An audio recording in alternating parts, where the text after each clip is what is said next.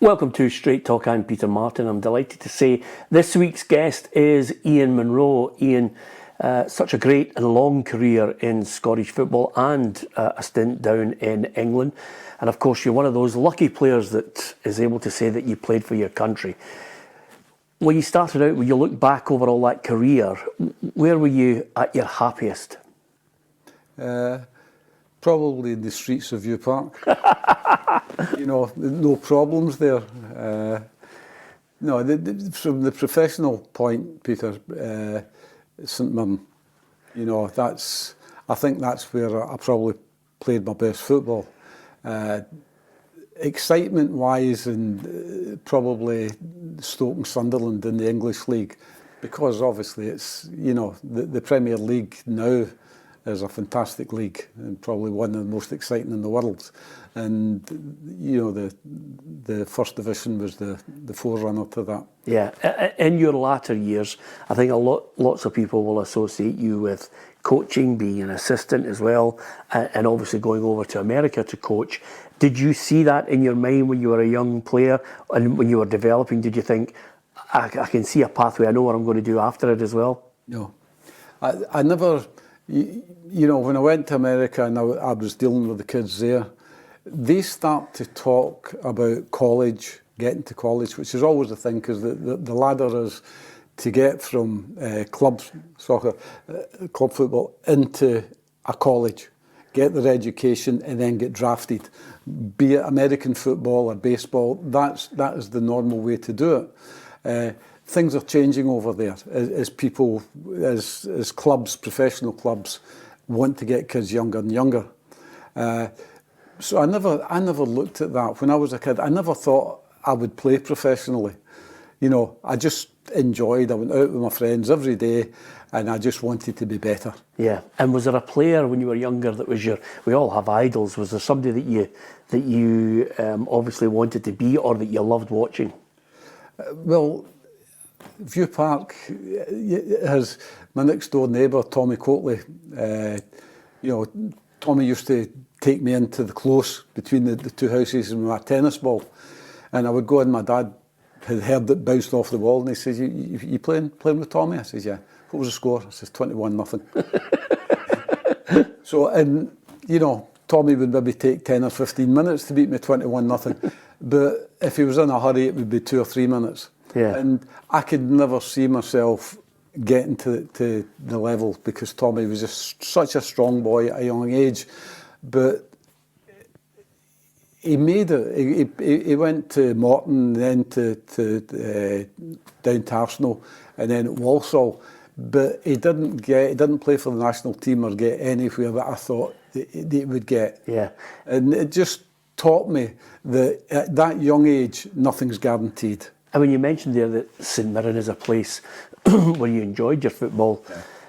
Take me through what you would consider the best team you played in at that time. Was there a team where you just looked around and thought, not only are we good, I feel confident we can go and win matches?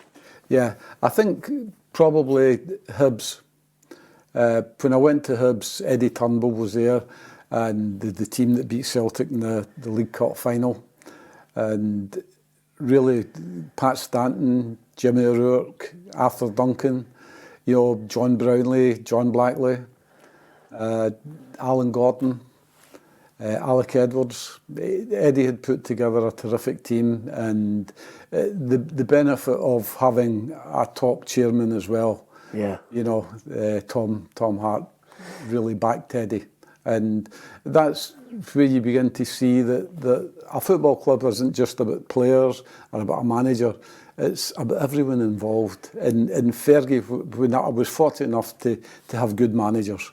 I mean, Eddie Turnbull at Hibs, Jock Stein with the Scottish squad, Jim McLean, Jock Wallace, who in his own way, had that type of character. Alan Durbin, and then good coaches like Walter Smith and Ricky McFarlane. And I think that shaped a lot of how I saw the game. Yeah, you've rhymed off a few good managers and coaches there.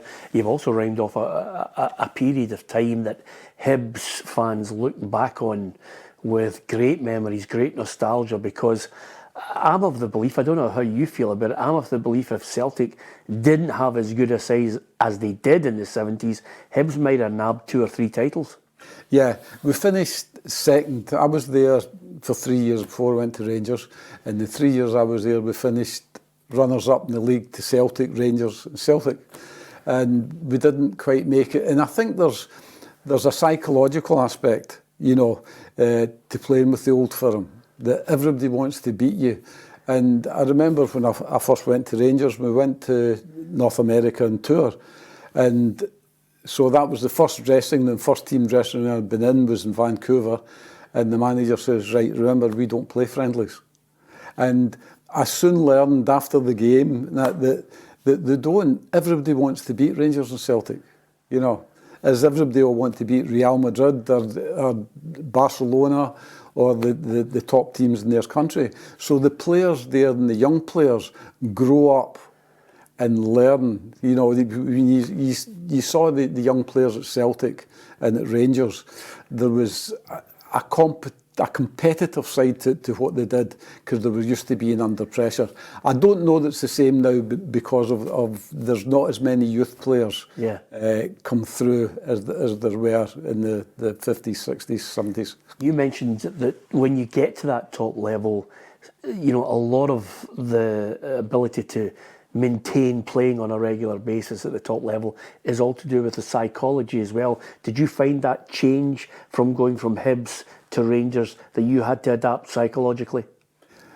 Well, to be fair to Hibs and Eddie Turnbull, Eddie was of the same ilk, and he was at that level. And when we went to Ibrox and Parkhead with Hibs, we didn't go a lot of the time as underdogs. Yeah. It was an open game. We certainly didn't go as favourites, and nobody does it to these places. But certainly, the Rangers and the Celtic fans expected a game. Yeah. They didn't expect a walkover. And that's something that I think Eddie brought to Hibs when Tom Hart brought him there. Yeah. Was that we should be at that level.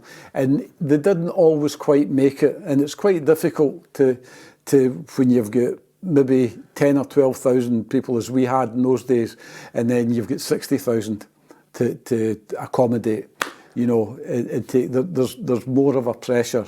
And I don't think that Hibs or Hearts or these teams quite get the level of Rangers and Celtic in terms of the demand for success. When you were pulling on that Hibs jersey, there's I can think of a good 3 or 4 players that I loved watching. When you were playing in that team, did you look at it? Who did you look at and think, this is a joy to be watching him as well as playing with him? Oh, I mean, John Blackley, who was, Mr. Grumpy. John was, and I'd say he wasn't the cleanest striker of a ball. We would do shooting, and John would never be shooting from 25 yards. And if you look over the years, he never took any free kicks. He didn't step up. But he read the game so well. He was so tough, and he was always in the right place, and he very rarely gave it away. And it was when I look at Alec Miller, I look at Willie Miller, and I look at Martin Buchan. It's that. Like Martin was really quick, but John was so quick mentally. He was always in the right place at the right time. And when you had the ball, he was always available for you to give him it. Now, he would never go in mazy runs or beat people, but he was always in the right place at the right time to get you out of trouble. Funny you mentioned that there. You said something significant that sticks in my mind, especially on the basis that you would coach kids as well, is they never gave the ball away. Was that something that sticks in your mind? Because, years on, we've got pictures up here of Messi, Xavi and Iniesta. Tell us that story, and it clearly relates back to, obviously, the type of players that you played with.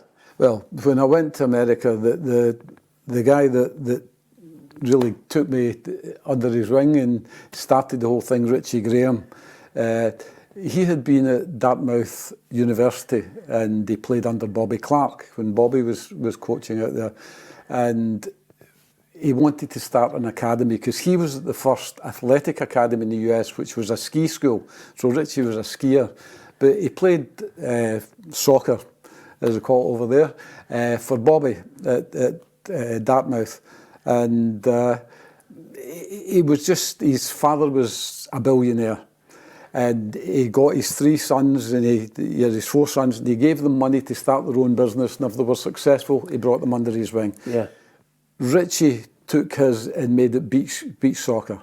You know, and started tournaments. He went to Brazil and he went to different places, and he started these beach soccer competitions, was successful, and started this academy in Philadelphia in 2006, it was 2006. Right. He started the idea. 2008, he set up the school with 3 kids in it.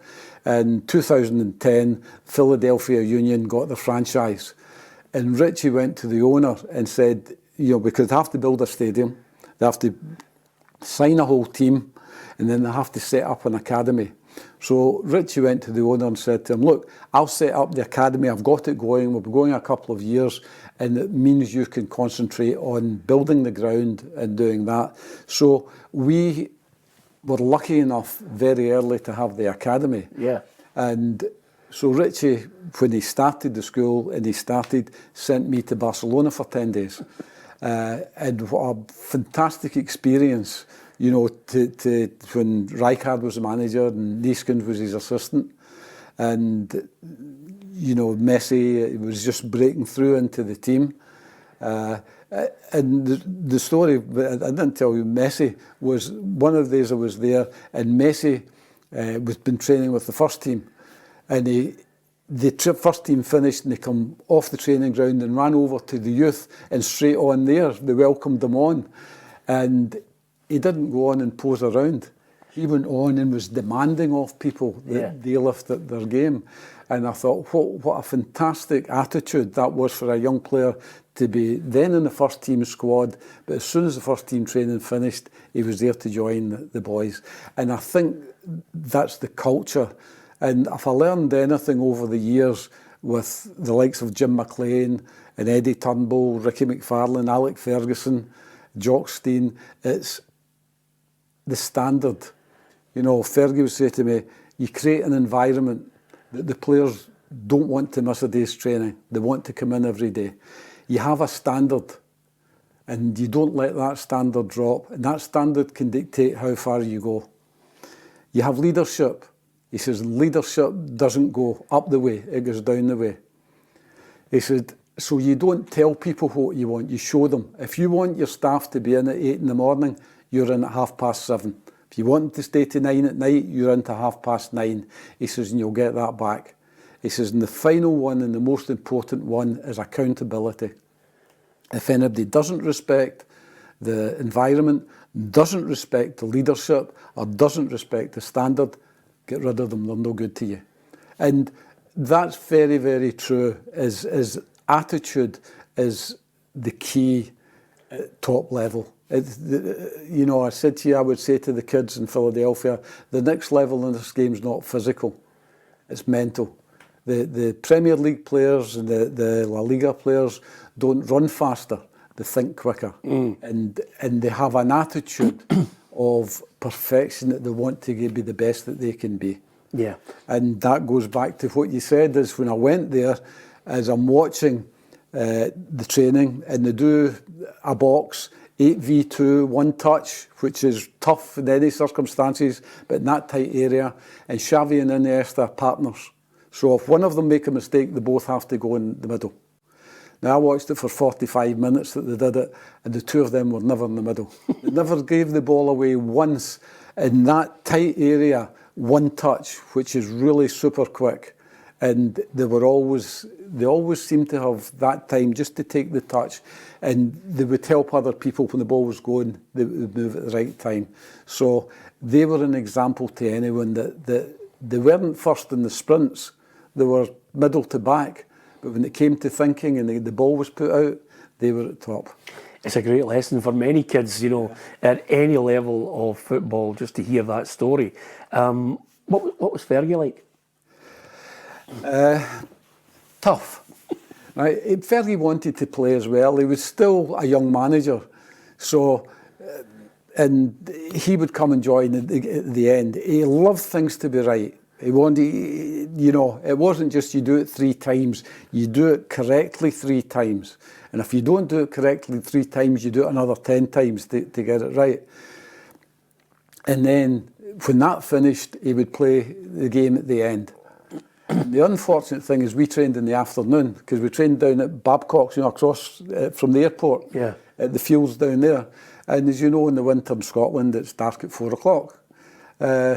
And we would train in the afternoon, and if Fergie was playing and his team were losing, then you were playing in the dark. And he would score the boys would say, for God's sake, let him score and let's go home.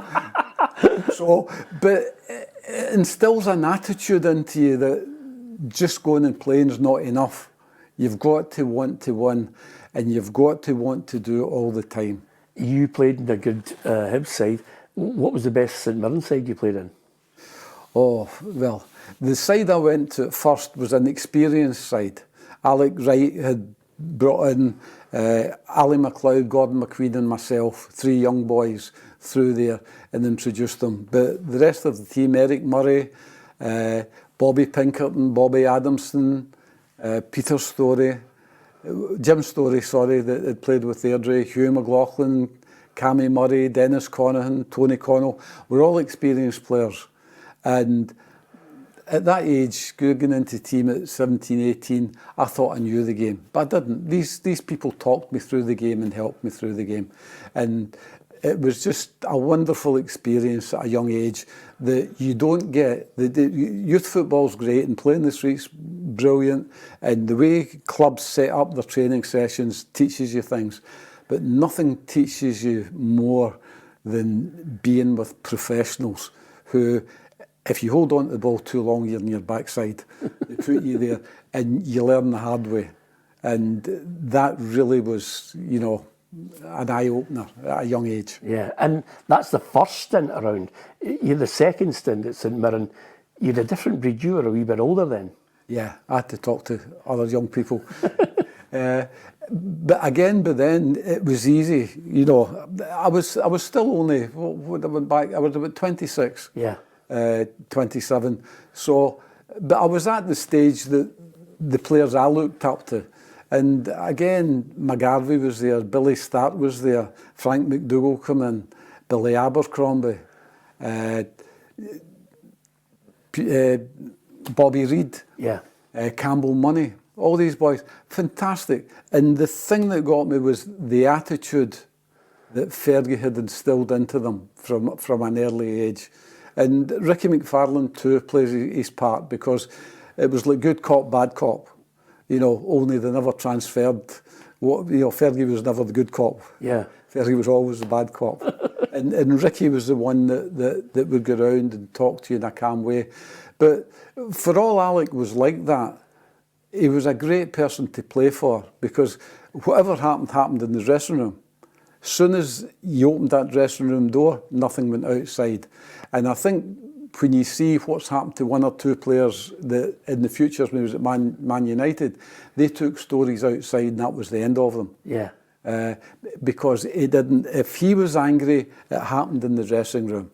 And when he walked out that door, he supported you. You know, he might have ripped the head off you in there, but he supported you. So for all he was hard, you knew that if he was going to say something, it was to help you become a better player. Yeah, and becoming a better player obviously got you recognised at an international level. Yeah. That's, you know, certainly the profile that he gave teams, because we would go to Ibrox and Parkhead, and Fergie would come out with a statement that, yeah, we would win the game, you know, which put pressure on the players. But that's the kind of pressure that Rangers and Celtic are on. You know, I once heard Walter saying that he's really only allowed to lose to Celtic. That's the only time it's acceptable. Losing to anybody else isn't acceptable. It's not acceptable really with Celtic, but people can understand it bounces both ways. Yeah. But they shouldn't lose any other game. That's an incredible pressure to live under, you know, all year. Who gave you your first cap? Jockstein. How did that all come about? Well, when I was at Hibs, we played Liverpool in the UEFA Cup, and the day after the game, we would get to train through. There was Joe Harper, Tony Higgins, Ali MacLeod, myself. We'd get to train from Glasgow through to Edinburgh in the morning. And there was a gentleman at Queen Street Station, Jimmy Flaherty, who was Jock's pal. Jock, the friends that I know that knew Jock were the man that served in the Noggin in Uddingston, where wee Jimmy used to have a pint, and wee Jimmy would go in and drink, and he'd have the pint, and the phone would go. And to Jock saying, is the wee man there? Yeah. Is he going home? No, he's ordered a second pint. Put him on the phone. And wee Jimmy would go in and wonder why Jock knew he was there. but Jock had friends everywhere in these areas that knew people. And Jimmy said to me, would you play for Celtic? And I said, why not? He says, because you're Protestant in west of Scotland. I says, but I'm a football guy. I'm not, not in that way. And he says, right, okay. He says, as long as I know. And he says, report. So the next morning he said, you've just to sit, you've got a team, you're there, he won't do anything, but just he knows that. So there was talk then of Jock coming for me. And Jock had his car crash. And when he had his car crash, it broke in the paper that I was one of the players that he was looking at. And as happened in those times, if Rangers looked at MD, Celtic signed him, and if Celtic looked at MD, Rangers signed him. And I ended up going to Rangers. Yeah. Did you play as good as you wanted to play at Rangers? No. What went wrong in your mind? I don't think I was Jock's type of player. You know, he's a lovely guy. I don't have a bad word to say about him. You know, got on fine with him. But Jock was a sergeant major. You know, just if he said jump, you had to say how high. But I was Jordan Hill trained. I was trained to be a teacher. So when somebody asked you to do something, you wanted to know why you had to do it and how it would make you better. Yeah. And Jock wasn't the type of coach that wanted to sit and explain that to you. So it was a problem. You know, one that probably he didn't want, and one that he eventually couldn't cope with. Yeah. Did it mould you as you moved on? Because with each manager comes and this is a great lesson for players now. With each manager, some can get the best out of you because they're good managers. Yeah. Some can obviously be really good managers because they're able to explain as a coach things very, very clearly and keep it simple. Most of the Scotland players enjoy Steve Clarke because he doesn't overcomplicate what he wants them to do. Of the managers you played under, do maybe the negative impacts or the positive impacts all stay with you as you moved forward? Well, I always say to the kids that the words my father taught me when I was younger was, don't trust anybody that tells you you're always bad, and don't trust anybody that tells you you're always good, because you'll have good games. Even the worst players have good games because the right circumstances are there. And I got the wrong managers. I got the right managers in terms of tactical know-how and technical know-how. Eddie Turnbull, Jim McLean, but been brought as a teacher, then I'm looking a bit deeper. And I remember sitting, and I don't think it was the first time Eddie Turnbull said it, but he got me in the office. I'd argued with him after a game, and I was a person that they were bullies. Basically, at that time, that's the way football was. Yeah. And Fergie and these managers grew up with managers that were tough and that were on top of you all the time. I wasn't like that. I wanted somebody to explain. And I remember Eddie, I had an argument with him after a game, told me to come in next thing in the morning, and my day off, so I had to drive from Glasgow to Edinburgh, or from Uddingston to Edinburgh, and sat outside his office for an hour, brought me in, and I apologised for speaking back to him, which I shouldn't have done. And I said, but rather than just swear at me, if you explain what you want, I'll then understand. And if I don't do, I can understand. Yeah. And he says to me, "Do you know your problem, son?" I says, "No." He says, "All your brains are in your head." I says, "Thanks very much." He says, "That's not a compliment." So, but that was, they were, and Jock Wallace was the same. Jock Stein was different. Fergie was different. Fergie's tough. Fergie demands off you, but Fergie also puts an arm. He knows, you know, the people to put an arm around. He knows the people whose backside he kicked. But Jim and Eddie, just, that was their nature. And that's what they had. So they didn't vary it very often. Yeah. You know, and that's not criticism, because both were immensely successful and got the players. And it's funny that the players Eddie brought through and the players that Jim brought through at Dundee United were used to working with him. So they didn't take it where a new player coming in, it could be a shock to him. Yeah, absolutely. International level,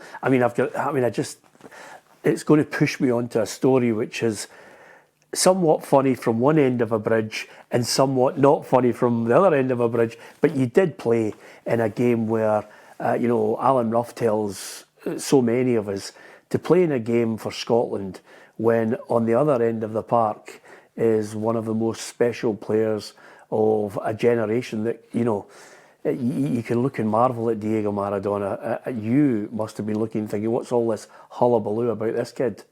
Well, I think he had come on as a sub against the Republic of Ireland on the Wednesday, and there was a lot made. And we don't have the TV coverage, or we didn't have then the coverage we have now, because if there's a player anywhere in the world of that talent, we're seeing him every night. But in those days, you maybe heard about him somewhere. So we'd heard about him, but not really seen him. And I remember watching him at the warm-up, and I thought, he's a wee fat fella, he's just this wee chubby guy. But the game started and the ball went to him, and he got faster with the ball. As soon as he had the ball, obviously, it was like a battery pack. He was off. And I remember Paul Hegarty going and about to just take him out of the game. And he just put his head up and he saw Paul coming, and he lifted his leg up, and Paul hit his leg and bounced him at 3 yards to the side. And I thought, my God. And it was just the way he moved with the ball. And he wasn't even looking at it. And the things he did and the things he saw, and very, very quickly, 1 touch, 2 touch, he could do anything. He could beat people, he could take tackles, he was tough, he had everything. Yeah. Was he, it would be really tough to come up with somebody better that you've played with in your career, and he's still young and he's still to get even better. Yeah. Yeah, he was special. After the game, you're saying, because that team had won the World Cup the year before. Yeah. So they had Kempes, Luque, Passarella. Who else was in that? Ardiles. Yeah. So they had a lot of special players, but you just looked and thought, God, this kid didn't look out of place in that team. Yeah. Normally a young kid coming in, you'll see Roberts going there, but this kid came in and you thought, God, he belongs here. How did you play against him? I just stayed well away from him. As he came across, I learned enough Spanish to say, get to the other side. I did okay. Yeah. And, I was a winger, so, and then I'm playing left back, so I didn't dive in, and I think that helped me a wee bit. I was a good athlete. I think that was the main part of my game. I had a good left foot and I was athletic. So again, I was able to, and if I stayed on my feet, and I would always be thereabouts for him. So, but he was fantastic, yeah. Tell us the Ruffy story.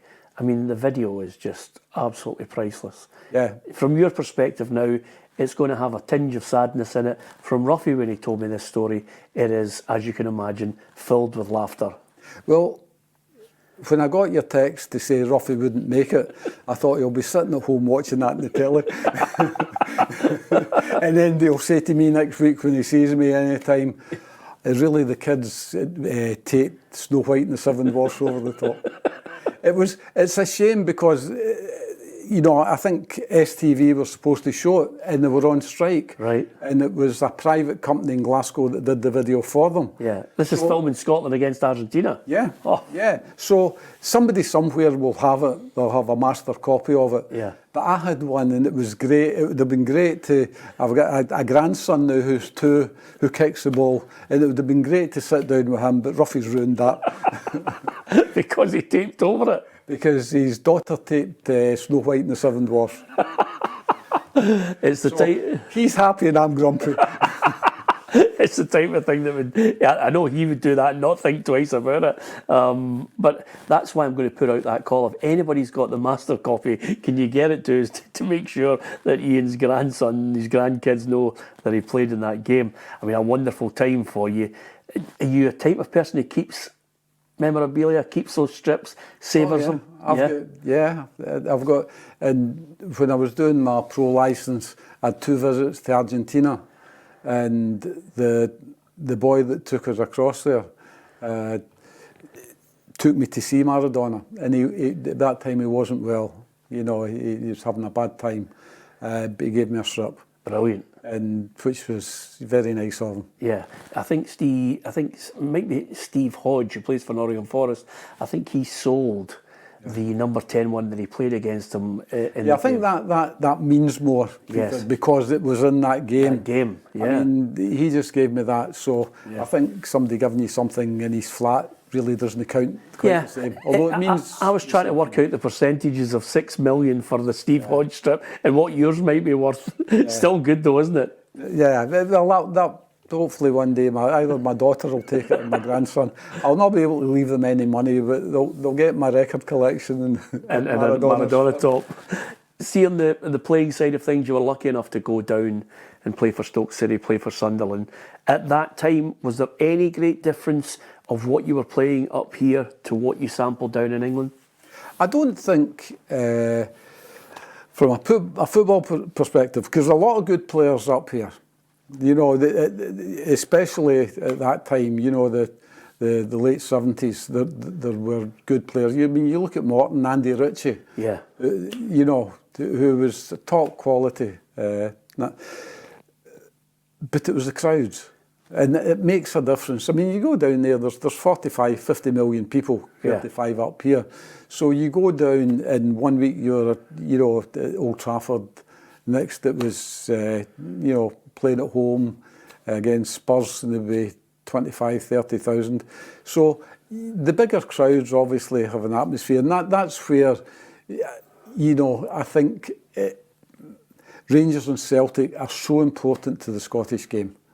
You know, any player that wants to get to the next level has to be able to cope with a game. If they play against Rangers and Celtic and cope with the crowd in that game, which is partisan, then it's a real help.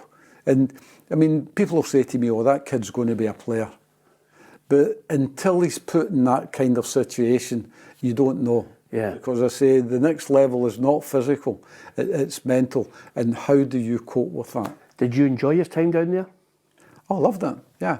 I loved my time in football. Football was to me, from I was 5 or 6, was just out playing with my friends. I never ever thought I'll be a professional player.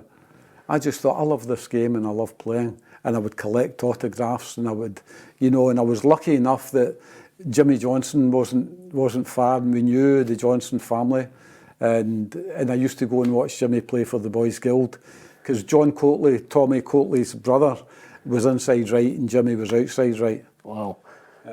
So, I mean, I grew up there and they were my heroes, you know, just the local. And one of the guys that used to live next to you, was a stone's throw away from you, was also one of my heroes. You know, Jimmy was up there in my top 11 players of all time, but the other one was John Robertson in Nottingham Forest. Oh, yeah, John. I mean, I took John to Drumchapel Amateurs. And I remember years later, somebody saying it was a dinner for Douglas Smith. And said, I used to admire you and John Robertson and John Stevenson, all go to training. And the two of them started laughing and said, if it wasn't for him, we would never have gone to training. You know, but I would go for John in the morning, because John stayed 4 doors from me, and I would go around during the school holidays and I'd say, Mrs. Robertson, John coming? He's in his bed. So I'm looking at 11 o'clock, 12 o'clock, and John was still in his bed. So gifted player, fantastic player. And when I went to Sunderland, Alan Durbin had played for Clough, and really, he said to me, would you have a word with him? So I went over and I said, you are captain here. He says, Alan's told me about you, you know. Yeah, I had Alan as a young player, and he says, it was great. I says, and you've had one of my friends, John Robertson. They went, oh. So Cloughie told me that when he went there, he through all the players, went to the kit man. He says, right, who's this? Who's that? So he spoke to every player, and he says, there's one in my list that I've not seen. I don't have John Robertson. He says, he just stays at home. He says, what? He says, he's we don't think he's going to make it. We just told him to stay at home. He says, tell him to come in. I want to speak to him. He says, he's great ability. So Cloughie says, I brought him in, I spoke to him, and took him with the first team. He says, I couldn't believe they were just going to let this kid.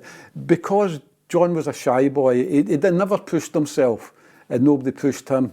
But Cloughie just put him on the thing and started to push him. And, you know, what a fantastic job he did. And credit to the boy. The boy could have buckled, but he was strong, you know, within himself. He just needed a wee bit of help. And fantastic player. Yeah, could do anything. When you got to the end of your playing career, was there a natural progression into coaching, or did just suddenly a door opened?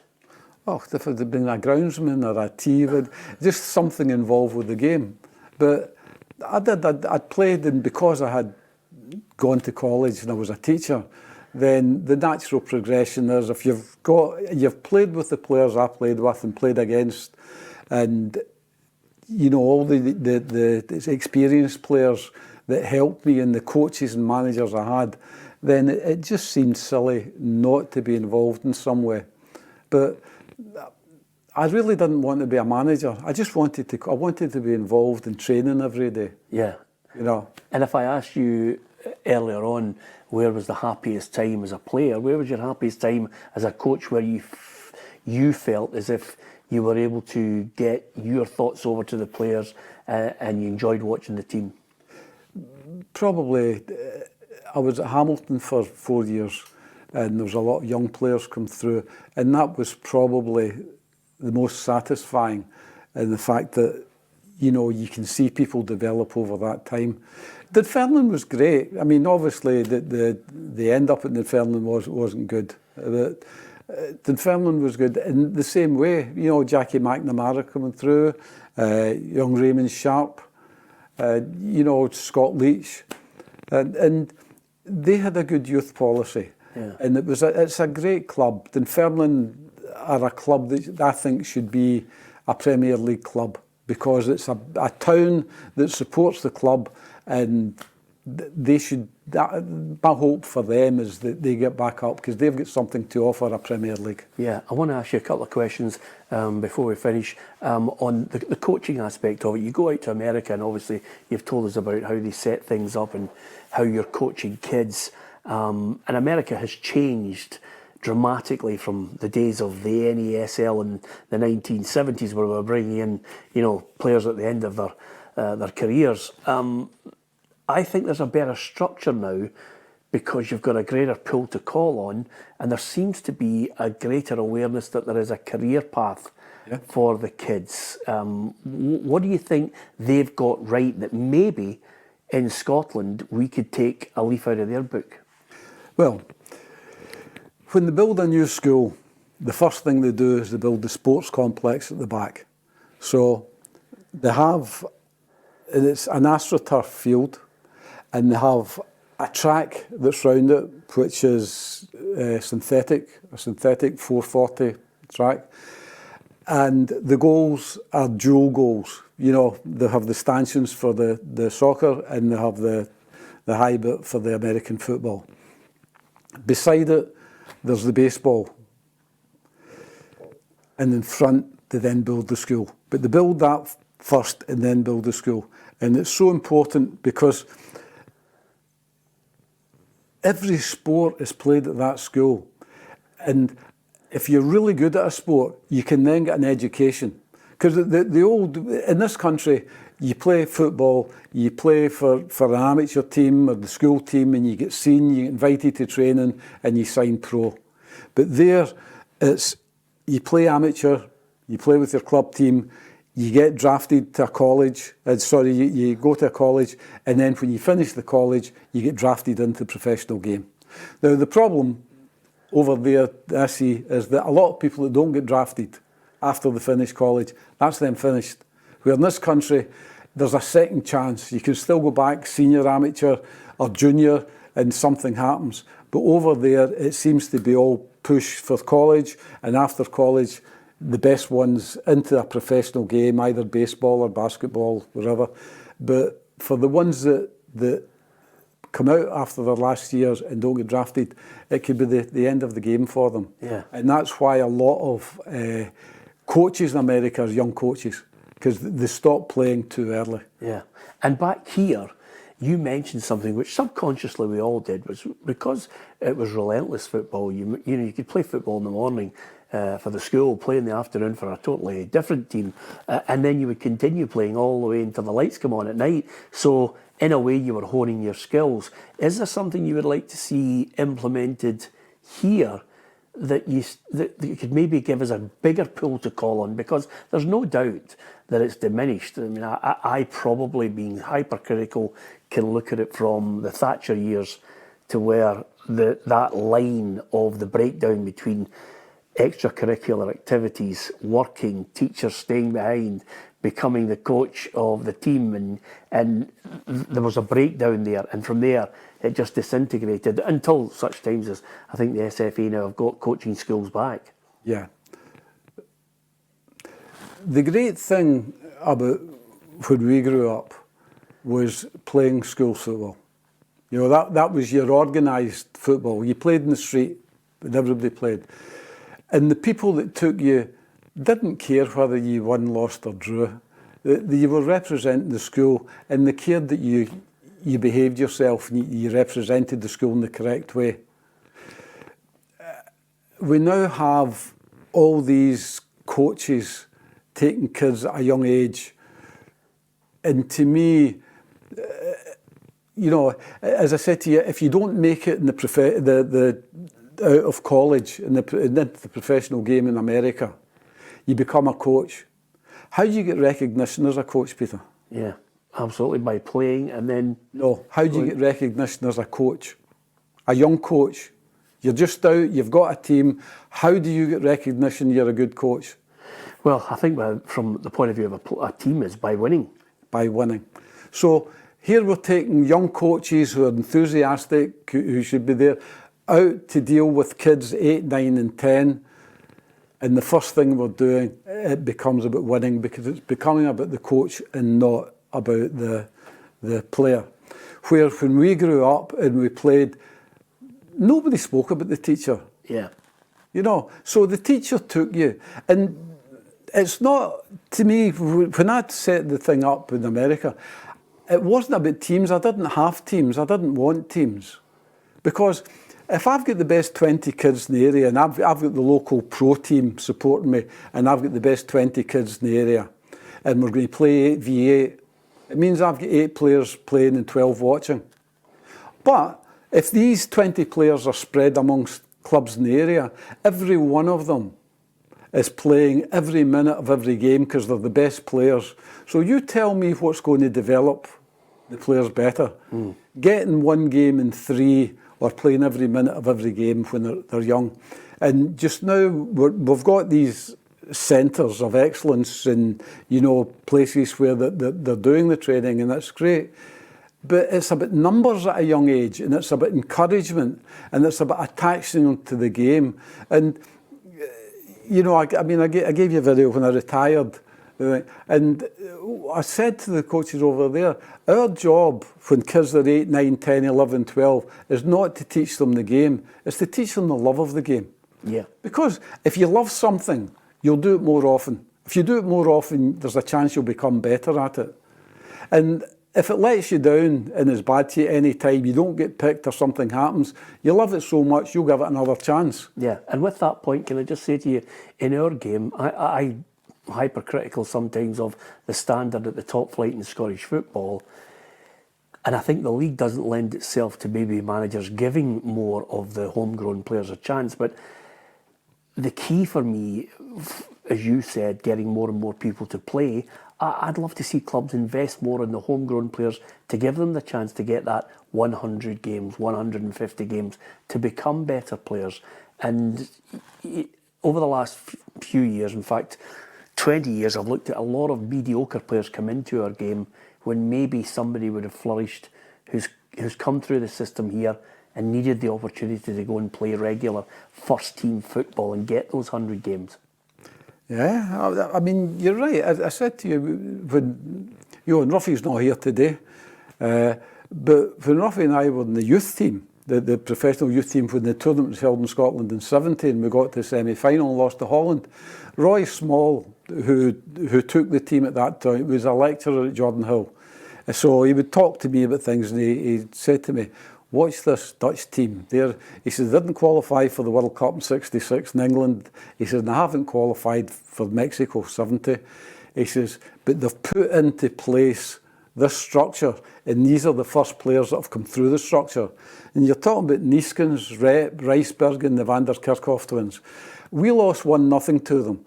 And we had Ruffy, Alfie Conn, Graham Souness, Arthur Graham. We had a terrific team. John Brownlee, Alistair Roberts from West Brom. And we should have beat them, because I thought we were stronger. But technically, they were better. They scored a minute after half-time, and then I don't know where the ball went, but we never saw it for the next 45 minutes. But technically, they were terrific. We had that typical Scottish competitive spirit about us, and that could have carried us through.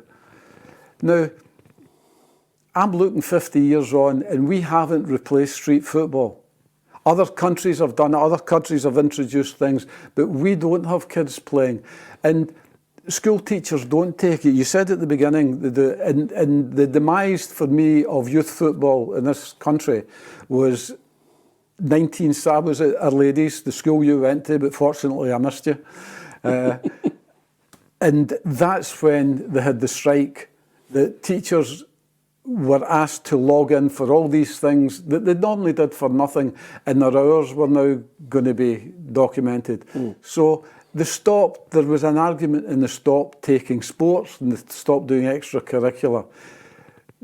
Now professional clubs who have filled that gap, really they're not the same as teachers, because their focus is different. So if we can get back to teachers being able to take it, then they're going in not with the same knowledge, but that discipline and that organisation that's going to help kids at a younger age and attach them to the game. And then the professional coaches, when they get to 15, are then going to kick in. Yeah. You know, when you look back, we haven't replaced what these kids got. What we got in the street, we haven't replaced. Now, again, we played in View Park, we played in Juniper Road, and it was 3 lampposts, you know. So the ones at either end were part of the goal, and we would put a brick or something down, or a jersey, and the one in the middle was a halfway line. But that gave you the light to play. So in the winters, you could still play till 8:30. There was one car in our street, and it would come in at 6 o'clock. So look at that. The bus comes round every 30 minutes. So since nobody could afford a watch, it was always 30 minutes each way. The bus would leave and you would play, and when the bus come back round, you would stop. You would talk to the driver and the conductor. They knew you. I mean, the driver and conductor, Jimmy was the driver and Louis the conductor. And I remember the 97 at View Park. They must be looking at John Robertson and John Stevenson and Ian Scanlon and said, God, I knew them as kids. Yeah. We don't see that now. And to me, we've lost the environment. So we have to create that environment for these kids before we start to produce the players again. Yeah, wise words indeed. Listen, it's been great chatting through your career and getting a little insight into the coaching and as well as some of the players. This is the part now where it's going to be really difficult because whereas so many people will look back on you with great fondness and say, oh, I like Iain Munro and I remember him, or like Ruffy, here's Iain Munro, he's my pal. Incidentally, how did they call you Minnie? Why? 1958, the boy at school with me, John McCallum, for View Park. They brought the mini car out and he called me Minnie Munro. After the car, it wasn't nothing to do with Mickey Mouse and his wife. It was, they brought the mini car out and John McCallum, who was a terrific player in his own right, you know, in the school team, and John was the one that gave me the nickname. Minnie. Minnie. Okay, Minnie, you're going to upset people now because you're going to have to pick your five-a-side team. No, Ruffy. He'll be devastated, but I'm sure he'll understand. Goalie. I don't know what type of players you're going to have. Is it going to be a couple of defenders, or are you just going all out attack? Give me your five. Right, John Brownlee. When I played in the youth team with John didn't play right back. John's a fantastic right back, great engine, great delivery, and could score goals. But he played in the back as alongside Alistair Robertson as a double centre half. Just a talented boy, and I don't know how much his broken leg at that time against East Fife. He was out for a year, and I mean, I never felt he come back to the level he was at. You know, I think it was a long time out, and it was a terrible injury. Could have finished him. Yeah, he's a wonderful player. He's a wonderful player. Have you got a keeper? Yeah, I've got. I mean, Ruffy. I've got to pick. I played with Ruffy, and you know, I first met him in the trial for the under-18 amateur youth team, and they've been in touch. He was a terrific goalkeeper, and I remember we played Dundee, and the ball was played through, and Mark Fulton had run backwards 30 yards. Ruffy had stayed on his line, and he headed it about 10 yards out. So he's run 30 yards back, and Ruffy stood in his line and knocked him the 10. Headed it out to the edge of the box, and Keith Wright's blasted it, and it's hit the top of the bar and gone over. And I'm at Ruffy, you get out of there and get that ball. He says, you only got hurt going out there. So he was never phased. There's nothing, and I think in a goalkeeper, that's, whenever you look, he never panicked. He was a very talented boy whose maybe laid-back attitude has given people the wrong impression. Yeah. But he's a laid-back guy and very talented. He was a good keeper. So Ruffy, Brownlee, you've got three left, Iain. I've got Brownlee. Midfield is Souness. Yep. Up front is Kenny Dalglish. And if I'm looking in there, Gordon Strachan, just in there between the middle and the back. You've got a wee bit of flair, you've got goals, you've got a bit of steel in the middle with Souness, you've got John Brownlee with class at the back, and you've got a shot stopper. Unlike yourself, you know, who, when you spoke to me about this, would pick yourself. I'll not pick myself. Because I know the people I played with, and I know a lot of them were far better. And the other one is John Robertson. Yeah. You know, and I was lucky that I played the 8 clubs with fantastic players. You know, I said to you that at Sunderland, Frank Worthington. Yeah. And again, but I've got Kenny Dalglish. Yeah. You know, I'm taking Robbo as a rolling sub. I'll let you away with that, but it's a fantastic side. It would take some beating, I have to say to you. Interestingly enough, it was Derek McInnes who picked himself in his side. Here's your tough one then, and Ruffy's already done this. You're across the west coast of America, you're driving, you've got 3 people in the car, living or dead, famous or not. Who's in the car with you? Right. Jacques Cousteau. Yep. You know, I used to watch these programs when I was a kid, and it was the ecosystem before we knew it was an ecosystem. Right. And global warming and everything before that. And he was just such an interesting person. Billy Connolly. Yep. I can see that. Billy Connolly, because you need fun. Yep. Last one. My wife. Oh. Because if I'm driving the car, I need to know where I'm going. And she's the only person. That's not a bad show. That keeps you safe for the next couple of years. And if you're going to listen to 3 songs that you're going to play in that car? Moody Blues, Nights in White Satin. The Birds, Mr. Tambourine Man. And the Bee Gees. What are the To love somebody. Yeah, brilliant. Your wife will be happy. Iain Munro, it's been an absolute joy and a trip down memory lane. Thank you for joining us. Thank you, Peter. Top man.